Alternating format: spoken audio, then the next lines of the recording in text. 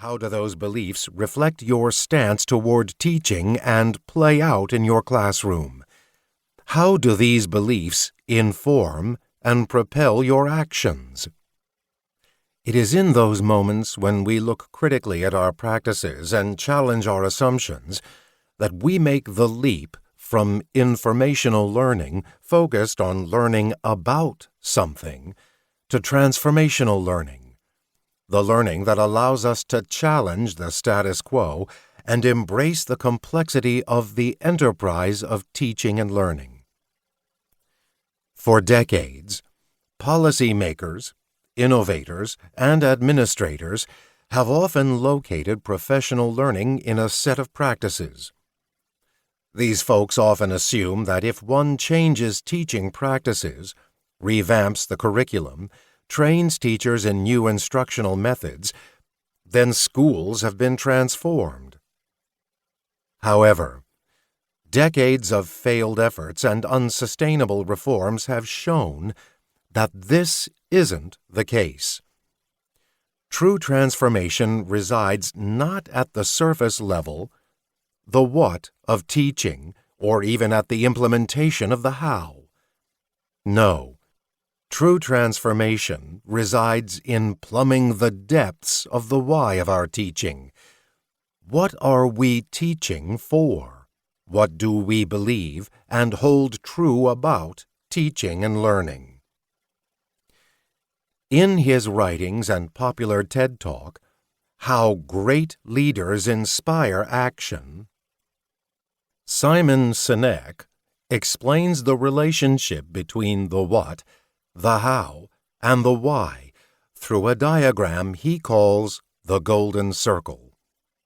It is common and perhaps even intuitive for businesses, leaders, and even teachers to start with the outside of the circle, the practical, the what, and then perhaps spend time thinking about the how. After all, the what is so tangible. It's clear to everyone what the group does, makes, or delivers. This can be put on a spreadsheet, shelf, or test. The what can easily be translatable into a measurable SMARTT, specific, measurable, achievable, relevant, targeted, and time-framed goal, or KPI, Key Performance Indicator. It is also easy for leaders to manage, track, and oversee. However, Sinek explains that truly great companies and leaders operate from the inside out. They begin with the why. This grounds them in a vision that directs and guides both their current and future work. It provides a sense of mission, purpose, and inspiration. As Sinek explains, Apple, as a company, doesn't just make computers. The what?